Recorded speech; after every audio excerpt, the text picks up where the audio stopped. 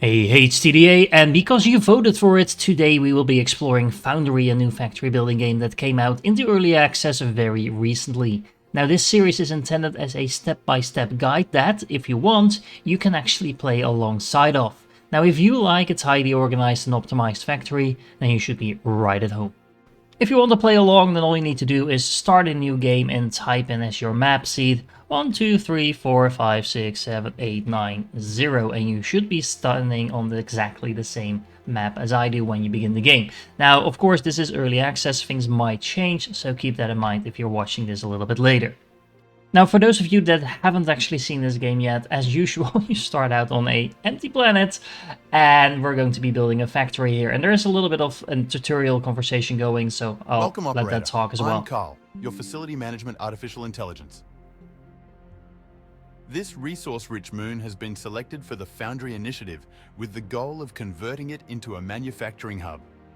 Construction work has already started, and many teams, just like us, have been deployed with their initial assignments.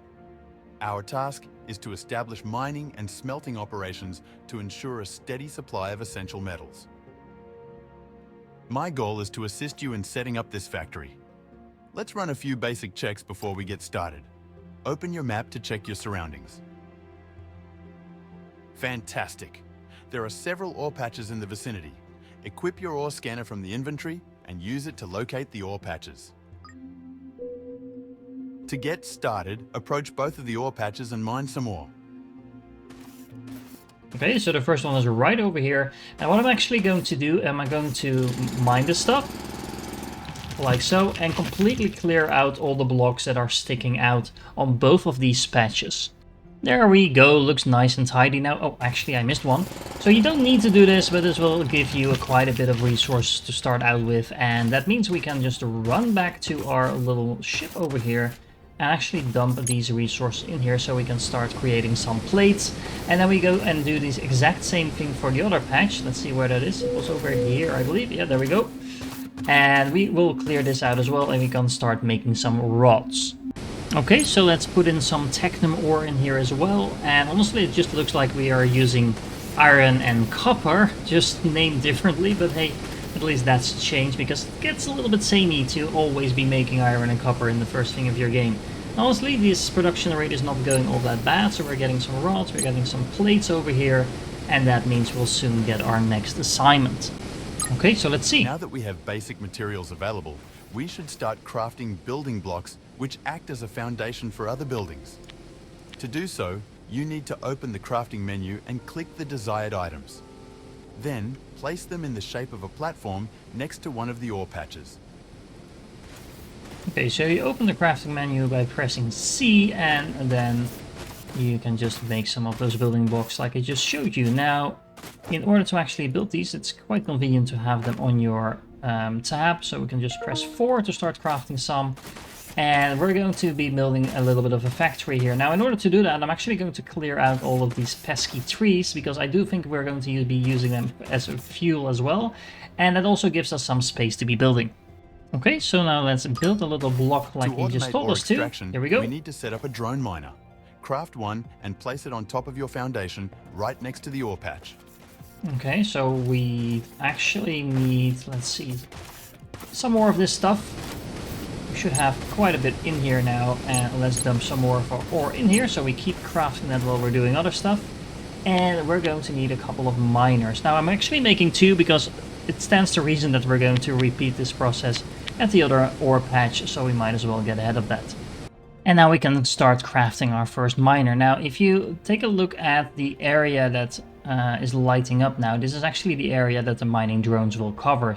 You don't need to cover the entire area. I mean, if you can, that's fine, but you at least need to make sure that the drones can reach plenty of ore so you don't have to replace this anytime soon. I'm actually going to place the panel a little bit to the side over here. Drone miners so it's easy and most to access. other buildings require power to function. Let's build a biomass generator on the same foundation as the drone miner. Once built, you need to harvest some plants and trees with your mining drill to collect biomass. Insert the biomass into the generator and it will start to power all buildings on the same foundation as the generator. Okay, so I just built that biomass burner while I was talking. Let's place that like this so it's easy to access as well. And then just by pressing this button, we can actually dump the biomass that I already gathered just by taking down some trees and dump that right in here. And we should see everything Go starting watch to your mining function. drones acquire your first automated ore. Aren't they beautiful? They Anyways, sure we need to are. get going. Let's build a smelter next. Look at that. They are now starting to mine the ore. And I can just approach this over here and I can just draw all the ore from here if I want to start crafting something else. However, of course, we don't want to craft all of those things in our smelter over there, but we want to automate this. So that means we have to gather some more stuff and start making some smelters. Now I'm going to build this smelter facing with the panel outwards compared to where the mining machine is. And I'm going to be building it 3 blocks away from the actual mining machine as well, and you'll see why in a moment. The smelter is more efficient than the inbuilt drop pod smelter, so you should start using this from now on. Another benefit is that we can automate the smelters to make our life easier. For this, you need to connect the drone miner to a smelter by using loaders and conveyor belts. Please go ahead and connect them while I'm notifying Mission Command on our progress. Now I can manually throw in the ore, Communication but link that's not establishment ideal, failure. of course. Curiously, I find myself unable to make contact with Mission Command. It could be a technical anomaly. I shall persist in my attempts. Well, I have a feeling I know why you're not able to reach them, because that doesn't look good up there, does it? Now, in order to actually automate all of this, we're going to need some of these loaders, and I really like how clear it is how to position them. So one of the parts needs to go against the building, and then the other part is going to be connected to a belt. Now, if we place them like this, we can actually keep the build fairly small, and all we need to do is build a belt underneath there, make sure we orient it in the correct direction like that, and there we go. So it should now be feeding into this machine over here. You won't necessarily be able to see that that is actually working, because as long as there's still quite a bit of resources in here, the belt will actually not load up anymore. And that is actually a useful thing, because if we will be putting more smelters next to this, and that is something we're going to be doing, it only draws resources when it actually needs them and doesn't stock up. It kind of doesn't hog all the resources from the belt until it's completely full. And that is actually a more optimized way to make sure you have multiple machines running all at the same time. Now, first things first, let's also replicate that exact same build on the secondary position. So we can now easily grab some of the plates as well. So we have both the rods and plates in automated production. As long as, of course, we keep fueling this thing. But we have plenty of trees around we can cut down, so no shortage of fuel anytime soon. Now the game is already telling us to build more smelters, and that's exactly what we're going to do, because of what we can actually do is have 3 smelters for every single miner that we have. That's the ratio that these things are producing. So in order to do that, let's place another miner like that. Actually, let me show you. You can actually copy buildings as well. So if you press Q on a building, it will copy that exact same building, and you can place it next to the one that you already have. So if I expand this platform just a smidge more, like so, then I can place down another one like that. We have completed our initial mission of setting up a smelting facility. We've done a great job, haven't we? We sure did. At this did. point, we should have received further instructions, but something is blocking our communications. I think we'll have to improvise. My archives contain a blueprint for a research server. Through material analysis, I should be able to provide an emergency beacon blueprint. Let's get going and build a research server. Now what I like about this particular setup is that we can easily get all the resources from these buildings. It's nice and tidy, and I also really like, by the way, in this game that the in and output ports are actually different colors. So it makes it really easy to distinguish, okay, something is coming out here and it's going in these buildings over here. And as you can see, well, if you look at the plate over here, we're actually producing about 60 items per minute. It goes up and down a little bit, but it should be approximately 60 per minute. And that is exactly the same as these 3 smelters are actually producing. You can see we're using 1 ore to make 1 plate every 3 seconds. So that's a 1/3 item per second, or 20 per minute, as you can see from the icon over here as well. So 20 per minute, which means 60 per minute in is 60 per minute out. And considering this is also producing 60 per minute, it's a 3-to-1 ratio. That's how you do that math. And I'm going to do the exact same thing on the secondary location. So now I have 3 each. Now we're supposed to craft a research center, and we're going to need some more materials for that. Luckily we are now actually mass producing that stuff, so we can easily build a research center. And I'm gonna guess we're also going to need some of these science specs, so I'm just gonna go ahead and queue those up right as well. Okay, so it's very explicitly telling us this thing should be on the foundation. And honestly, it's quite big, so let's do that. To advance in research, you will need to build science packs. Craft a few by hand and insert them into the research server to research the emergency beacon blueprint. Oh, let's turn this one around, because that's actually kind of inconvenient. There we go. A little easier to reach, considering we'll be running up and down between our 2 factories. And let's dump the science specs that we already made in here. Let's click the research interface and look at that technology tree. We're going to be here for a while, but for now, let's start at the top. We're going to craft ourselves an emergency beacon. Okay, science is almost done. There we go. Got it. We now have the emergency beacon blueprint. Craft it and place it, but not too close to your existing machines. Those rescue parties tend to land right on top of the beacons. Okay, so let's make one of those beacons and let's place it down, and like you said, not too close, and you'll see why in a second. So let's place that over here, for example. Nothing's happening yet. Oh, we need to push the button. There we go. And we stand back. Now you might want to take a step back and look up. Incoming! That spaceship looks, or whatever it is, looks really broken. A real groundbreaker. This corporate command companion bureaucrat bot, C3BB for short, will help us establish a connection with Mission Command. First, let's help him out of that drop pod by deconstructing and placing it in a safe location. Okay, so we just deleted him, and that's actually a really nice way to teach the player how to actually delete stuff. And now let's place the thing that we just got very close to the research station. Welcome to the ground, C3BB. We have activated this emergency beacon because we are having trouble communicating with Mission Command. I wonder why. Critical damage on the Mission Command space station, you say?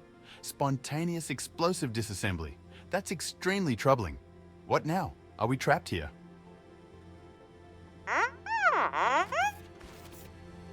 That aligns with our disaster contingency protocol. C3BB, initiate a thorough analysis of the incident. We'll integrate your extended blueprint archive with our research servers and construct a self-sufficient manufacturing facility capable of providing emergency aid. So this is actually going to be our quest giver now. You can also pet him if you want to do something like that. Look at that cute little doggy. Come over here. We need a quest because we want to research the assembler. You're right. We need a machine that is able to craft common items. I'm glad you have the blueprint stored. Let's go ahead and research the assembler. So I'm actually going to need one more of those. We can make a bunch of them, that's not really a problem. But the reason I need 5 of them at least is because in order to research the assembler, we're going to need 5 of them so we can start this up. But you can actually already start it up before you put 5 in there, so that's something to take note. And of course, we are going to be using that assembler to automate the next step, because we don't want to be handcrafting this science forever, but in order to make science automated, we need machinery parts and rods. We are already making rods. However, we're going to need the assembler to actually make the science packs, as well as the machinery parts, because machinery parts are made from the plates. We are already producing the plates, but we need the assembler to turn the plates into the parts, and then the parts and the rods into science packs, and then we can put all of that into this machine that we have in front of us in order to start researching things automatically. Okay, but first things first, just for my own sanity, I actually decided to link up both the platforms with a very long foundation, as you can see, like here. And all that is doing is actually make it slightly easier for me to track where the rest of my factory is, but also make sure that all the power is now connected throughout my facility as well. Now there's some downsides to that as well, because of course if power runs out, everything is going to stop. However, it makes it a lot easier to actually keep an eye on my power, because what I've done now is basically replace my biofuel burners that I had before in the corners of my factory and just centralize them over here. I removed the old ones, and now you can see I have all my power up and running over here, and well, everything is combined. So you can see the max output right now is 600 kilowatts, but I'm barely using any of the production, so this is going to last me for a very long time. It's not like you're burning up fuel that you're not using.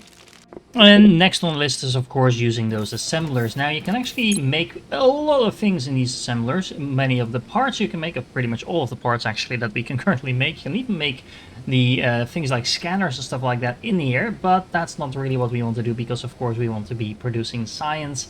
And as I said before, all we need really for that is making some machinery parts, which we can make out of plates. Now if you look at the recipe, you can see it, which is really nice actually, on the building itself, that we're going to need 40 per minute in terms of inputs, and then we're also going to get 40 per minute out. And it happens to be the case that 2 of these smelters are actually going to produce exactly that, because one smelter working at full speed, which this one is going to be producing 20 per minute, so we need 2 smelters, which actually leaves the third one to just produce some plates, because we also need some random plates to make other buildings, stuff like that. So really convenient. Let's hook this up with a belt. Now, honestly, I was a little bit confused for a moment why this wasn't working, because I hooked everything up. I even had this nice little ramp in the belts, so that was all connected. But for some reason, these were automatically set to an intake. So you actually need to press the button in order to make these output. And there you go. Now you have plates on the belt. It's going in here. And another thing that you might have been wondering, the loaders actually take up to 1200 items per minute. So we're nowhere near maxing these out. So for now, we don't have to worry about connecting up multiple loaders to a single belt. Connecting that assembler up to another one, just with a simple belt construction like this. As far as I know, you can't actually connect these directly, but this will do for now. We actually already have half the materials we need for the science production. As you can see, it's only going to consume half the machinery parts that we're actually producing, which again I think is a good thing at this point in the game, because that again means we have a little bit of overflow that we can use for other things as well. Now all we need to do is bring the Technum rods all the way from the other side over there, and as you can see, I already built some infrastructure to do exactly that. Look at those glorious rods now being moved on the belt, so that's actually working like intended. Now I do have some floating platforms, but I did decide to just move some pillars under it. Doesn't have any function really, because you can just build floating platforms if you want, but makes it look a little bit more realistic. Anyway, there we go. Everything is going into here, and we are now slowly starting to produce some science. Now as you can see, I do emphasize slow, because this is actually only producing at 2 per minute. So we might want to speed this up at some point, but for now it's actually moving, so let's keep working on that. It is also going to need to be exported, so let's do that over here. And then make a belt going into the science facility over here. And then make sure we're actually putting it off the belt and drawing it by pushing the button into here. And that means we can now set some science. Now what do we have in terms of option? We can improve our character, which is, you know, always useful. Some inventory slots, not particularly something I'm looking for at the moment. We can also pick up some basic infrastructure, which is basically going to give us a container that we can hook up, I believe, to the belts. So we're going to start out with that. It's only going to take us 5 science packs. We're producing 2 per minute, so honestly this is just going to take a couple of minutes, and we can always speed that up by just handcrafting some ourselves. Now by the time we actually have the first science going, it's just going to take a couple of minutes to get the next science after that. So by the time we use whatever we are currently producing, we will have the next science. So don't overdo the science production early on in the game. However, in terms of what you're actually going to be researching, I do recommend looking at what you're going to be unlocking next. For example, because we are now starting to work on infrastructure, we'll get a huge amount of options here. But the ore scanner for ignium is actually going to lead us to a burner generator, which is going to allow us to automate our energy production rather than relying on biofuel. So we're just making sure that that's the next thing in line that we're going to be researching before we start researching things like the core and additional inventory space that we don't really need. Just make sure that we're being a little bit efficient about what we're actually researching first. Now, of course, this is nice and all because we actually have the first science going, and this will last us for a little while we're actually developing stuff, but this is not how I want to set up my factory. Typically, if you're starting up a factory game, especially in the early game, it's a tendency to kind of build everything quite close together, but if we're scaling things up, everything is going to get in our way really quick. So now we actually have some basic production up and running. What I want to do is really expand my foundations and turn this into a main factory area so that we can have designated zones dedicated to basically producing dedicated types of resources, and then we can use some belts in between to make sure everything gets where it needs to go. That's going to take me a moment, but I do think it's worth setting this up from the get-go. And of course, if we're going to scale up, we're going to need to do some math. So we know the mines approximately produce 60 per minute. As you can see, it's a little bit more than that, but because the distance will increase as the mining deposit gets depleted, we're actually going to basically be a bit on the safe side so we don't overshoot our target. So let's calculate at 60 per minute, which means we can use 3 of these mining stations in order to fill up 1 belt. So I have 3 of those over here. Using the same logic, because these mining stations, or the smelting stations, actually produce 20 per minute, we can use 8 of those to actually smelt the ore we're getting, and then put those things in a box. You don't need to put them in the box, but that just means that there's no production going to waste. So that means we're going to bring in a belt through the middle over here, draw from that belt into these smelting machines. And the reason I actually split them up 4 by 4 is just being practical. This gives me a little bit more flexibility how much resources I'm actually going to be putting on a single belt, rather than having everything on one belt and needing to draw from that.